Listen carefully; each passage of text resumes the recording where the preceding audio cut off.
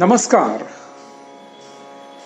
सर्व सज्जनांना, बंधू भगिनींना विनम्र अभिवादन करतो.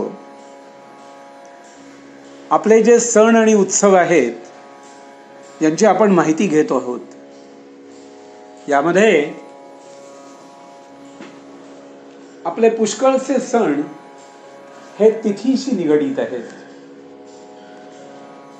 कित्येक सण आहेत हे वारांशी निगडीत आहेत. सण किंवा उत्सव, जसं व्रत आहे, 16 सोमवारचं व्रत आहे, शुक्रवार शनिवार याच्याशी संबंध असणारी व्रत वैकल्य या गोष्टी आहेत.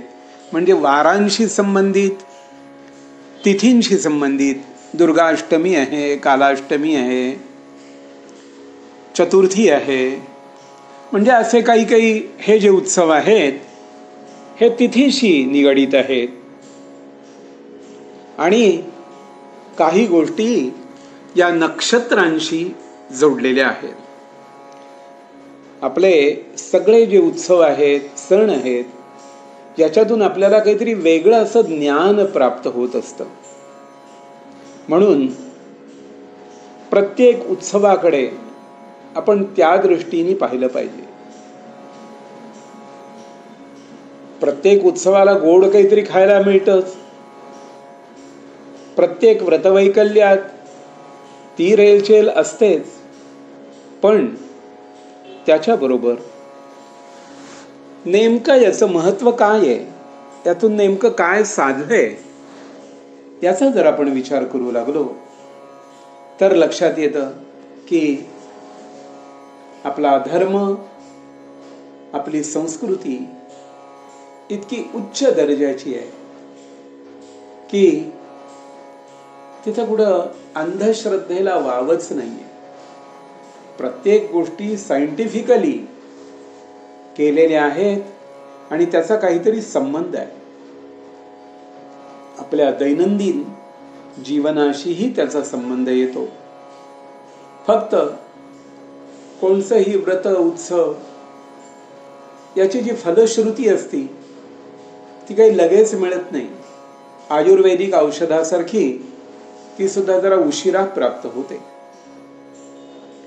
तर यापैकी आता जो उत्सव किंवा सण आपण म्हणू असा जो दिवस आहे, दिवस म्हणण्यापेक्षा रात्र म्हणलेलं जास्त योग्य, कोजागिरी पौर्णिमा.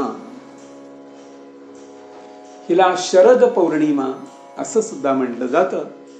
कारण शरद ऋतूमध्ये या एकूण 2 पौर्णिमा येतात.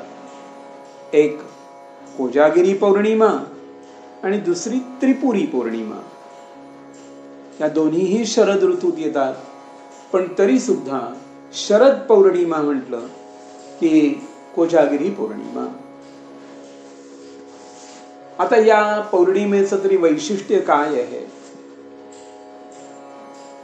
आपण जर पाहिलं, रोज जर आकाशाचं दर्शन करायला लागलो ना तर आपल्याला कित्येक गोष्टींचा उलगडा होऊ शकतो.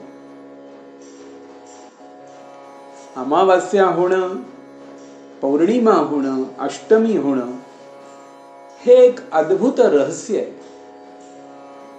कारण या सगळ्या गोष्टीचा, सूर्याचा आणि चंद्राचा परिणाम आपल्या व्यवहारामध्ये, आपल्या शरीरावर, आपल्या मनावर, बुद्धीवर हा होत असतो. चंद्राचा संबंध पाण्याशी खूप मोठा आहे. म्हणून ज्या वेळेला पौर्णिमेचा चंद्र उगवलेला असतो किंवा उगवायला लागतो त्यावेळी समुद्राला सुद्धा उधाण येतं. केव्हा एकदा त्या चंद्राची गाठ घेतो असं त्या समुद्राला होतं. आणि त्या चंद्राचं प्रतिबिंब जसं जसं त्या समुद्रात पडायला लागतं तसा तसा तो अधिक मोठा होऊ लागतो. या समुद्रामध्ये 70% म्हणजे पृथ्वीवर 70% पाणी आहे. तसंच आपल्याही शरीरात 70% पाणी आहे. म्हणून आपल्याही शरीरातल्या पाण्याला उधाण येतं पौर्णिमेचा चंद्र बघितल्यानंतर. पण या कोजागिरीला, कोजागिरी असं नाव काय? संस्कृत मध्ये को हा शब्द जो आहे हा प्रश्नार्थक आहे. कहा, कोण, कुठे अशा अर्थाने तो वापरला जातो. कोजागरी, कोजागरती, कोण जागे आहेत असं विचारणारा हा प्रश्न आहे. कोण जागा आहे आणि कोण झोपले? म्हणून कोजागिरी पौर्णिमेला जागण्याला फार महत्व आहे. आता सध्याच्या काळामध्ये रात्र जागवणारी माणसं खूपच आहेत. रोजच जागे असतात आणि दिवसा 11 वाजेपर्यंत 12 वाजेपर्यंत झोपतात. पण पूर्वीचा काळ असा होता की लवकर झोपायचं आणि लवकर उठायचं आणि तेच चांगलं असतं. आणि त्याप्रमाणे काहीच विशेष जे दिवस असतात त्या दिवशी जागरण करायचं, काहीतरी आनंदोत्सव करायचा. म्हणून पूर्वी पट मांडायचे, म्हणजे ज्याला आपण म्हणतो ना सारीपाट आहे किंवा द्यूत, फासे टाकून ज्या सोंगट्यांनी खेळलं जायचं त्याला पट मांडा. तो कोजागिरीला रात्री मांडला जायचा. माझ्या आठवणीमध्ये आम्ही पत्ते खेळायचो. आता तुम्ही म्हणाल हो पत्ते खेळायला कसं सांगताय, पण थोडक्यात काही वेळ आनंद साजरा करायचा, बुद्धिबळ खेळायचं, काहीतरी खेळ खेळायचा आणि ती रात्र जागवायची असा भाग होता. म्हणून कोजागिरी. या कोजागिरीचं आणखीन काय वैशिष्ट्य आहे तर लक्ष्मी आणि इंद्र असे या कोजागिरीचे देव आहेत. म्हणजे लक्ष्मी गणेश, लक्ष्मी नारायण, तसा लक्ष्मी कुबेर आपण दिवाळी पूजा करतो त्यावेळी लक्ष्मी कुबेर असतो, तसाच हा लक्ष्मी इंद्र अशी जी पूजा असते ही कोजागिरीला केली जाते. कोजागिरीचं एक वैशिष्ट्य असं आहे की नक्षत्रांमध्ये अश्विनी नक्षत्राच्या खालून हा पूर्ण चंद्र त्याचं भ्रमण होत असतं. म्हणजे कोजागिरीच्या रात्री अश्विनी नक्षत्र असतं. आणि आपल्याकडे वेदामध्ये असं सांगितलेलं आहे, देवगृहावयी नक्षत्राणी. नक्षत्र ही देवांची घरं आहेत. म्हणजे प्रत्येक नक्षत्राची कोणीतरी विशिष्ट देवता आहे. तशी अश्विनी नक्षत्राची देवता म्हणजे अश्विनी कुमार आहेत. अश्विनी कुमार हे देवांचे वैद्य आहेत, देव वैद्य.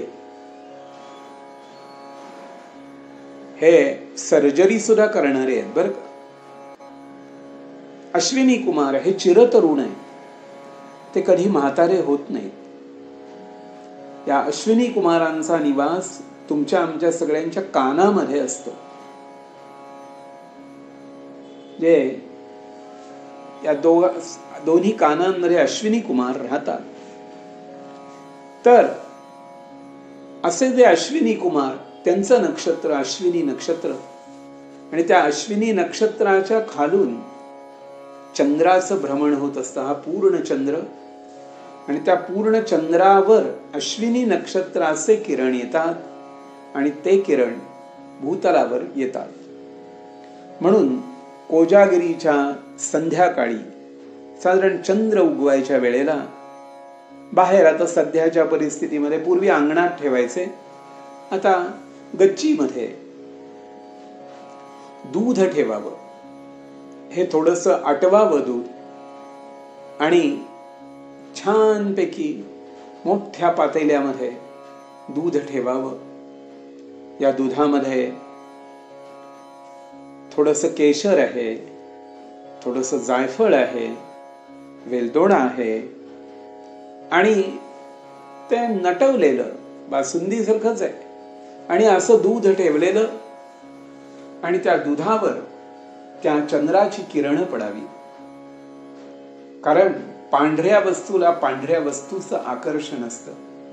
म्हणून शरद पौर्णिमेचे जे चंद्रकिरण आहेत ते पांढरे स्वच्छ आहेत आणि ते चंद्रकिरण या दुधाकडे आकर्षित होतात आणि अश्विनी नक्षत्राचे जे औषधी गुणधर्म आहेत ते चंद्रकिरणातून त्या दुधामध्ये आकर्षित होतात आणि ते दूध रात्री 12 वाजता लक्ष्मी आणि इंद्र यांना त्या दुधाचा नैवेद्य दाखवायचा. चंद्रामध्ये लक्ष्मी इंद्राची प्रतिमा पाहायची, नमस्कार करायचा. आमच्याकडे एक पद्धत आहे की लक्ष्मीची आराधना तंत्रशास्त्रातली जी माणसं आहेत हे सगळेजण श्रीयंत्राची पूजा करतात. ते बुद्धिबळ किंवा पत्ते खेळत बसत नाहीत बरं का. श्रीयंत्राची पूजा रात्रभर करतात. संध्याकाळी 7 वाजल्यापासून रात्री 12-1 वाजेपर्यंत श्रीयंत्राची पूजा करतात, कुंकुमार्चन करतात आणि हे सगळं चंद्राच्या खाली चंद्राच्या उजेडामध्ये केलं जातं. त्या श्रीयंत्राला केशराचं अर्चन केलं जातं, पुष्पाचं अर्चन केलं जातं. त्यावेळी ललिता सहस्रनाम म्हटलं जातं, सौंदर्य लहरी म्हटली जाते आणि अशा प्रकारे हे अर्चन करत करत भक्तीचा आनंद लुटला जातो. लहान मुलं आहेत, तरुण मुलं आहेत, यांच्यासाठी हे खेळ वगैरे प्रकार आहेत. मुली असतात, मुलं असतात, त्यांना जसे मंगळागौरीचे खेळ असतात तसेही ते खेळू शकतात. तसंच या म्हणजे कोजागिरीच्या रात्री मंत्र जागर करायची सुद्धा पद्धत आहे बरं का. म्हणजे होती. विद्वान वैदिक ब्राह्मणांना आपल्या घरी बोलवून लक्ष्मी इंद्राची पूजा करून मंत्र जागर करायचा आणि विविध प्रकारचे मंत्र त्या रात्री ऐकायचे असाही एक भाग केला जात असे. आम्ही म्हणजे माझ्या तरुणपणी मी कोजागिरीला अनेक वेळेला मंत्र जागराला गेलेलो आहे. तर अशा प्रकारचा हा कोजागिरी हा उत्सव आहे. 1 दिवसाचाच आहे, म्हणजे 1 रात्रीचाच आहे, पण सगळ्यांना आनंद देणारा आणि खास करून संपूर्ण वर्षभर हे जे औषधी दूध प्यायलेलं असल्यामुळे संपूर्ण वर्षभर आपलं आरोग्य उत्तम राहतं. आपल्याला कुठल्याही प्रकारच्या व्याधी विकार होत नाहीत असा एक दृढ समज पूर्वकालापासून होता आणि आजही तो आहे.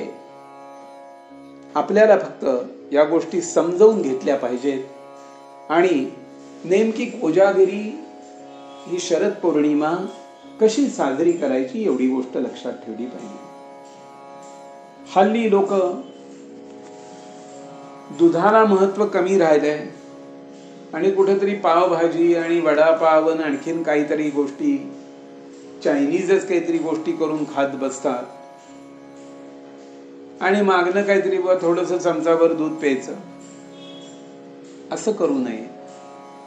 हा दुधाचा उत्सव आहे आणि दुधाला वैशिष्ट्य, दुधाचं महत्व असं आहे की महाभारत कालामध्ये धर्मराजाला यक्षांनी प्रश्न विचारलेले होते. यक्ष प्रश्न असं म्हणतात. तर त्यावेळेला त्या धर्मराजाला विचारलं तर यक्षांनी पृथ्वीवरला अमृत कोणचं? तर त्यावेळेला धर्मराजाने उत्तर दिलं तर गोरस, गाईचं दूध हे पृथ्वीवरचं अमृत आहे. म्हणून कोजागिरीला गोरस, गाईचं दूध ते आठवलेलं, त्याच्यात ते नटवलेलं आणि ते या चंद्रकिरणांमध्ये ठेवलेलं, त्याचा इंद्र लक्ष्मी इंद्र यांना नैवेद्य दाखवलेलं, घरामध्ये लक्ष्मी इंद्राची पूजा करून तसंच 4 सुवासिनींना बोलवून त्यांना हळदी कुंकू देऊन त्यांची ओटी भरून लक्ष्मीच्या स्वरूपामध्ये त्यांचं पूजन करून आणि मग हे दूध आपण घेणं, आधी दुसऱ्याला द्यायचं आणि मग आपण घ्यायचं, ही आपली संस्कृती आहे. काय केलंय ते मीच एकटा आधी घेणार, ही जे याला विकृती म्हणतात. पण सगळ्यांना देऊन मग आपण घेणं ही आपली संस्कृती आहे आणि ती आपण सगळ्यांनी पुन्हा पुन्हा साजरी करावी. आपल्याकडे असं म्हटलंय शरद ऋतूमध्ये पश्येम शरदशतम जीवेम शरदशतम. हा शरद ऋतू हा आल्हाददायक असतो, हलकीशी थंडी असते. शरद ऋतूमध्ये फळं फुलं नवीन धान्य सगळं आलेलं असतं आणि त्यामुळे एकंदरीतच हा ऋतू जो आहे हा आपल्याकडं आल्हाददायक म्हणून मानला गेलेला आहे. आणि अशा या शरद ऋतूमध्ये येणारी ही जी पौर्णिमा आहे ही आपल्याला सगळ्यांना खूप आनंद देत राहो आणि आपल्याला सगळ्यांना या कोजागिरीचा विशेष अशा प्रकारचा आल्हाद उत्साह आनंद प्राप्त होवो अशीच प्रार्थना त्या श्रीहरीच्या चरणी करतो, सद्गुरूंच्या चरणी करतो आणि हे कोजागिरीचं महात्म्य थांबवतो. धन्यवाद.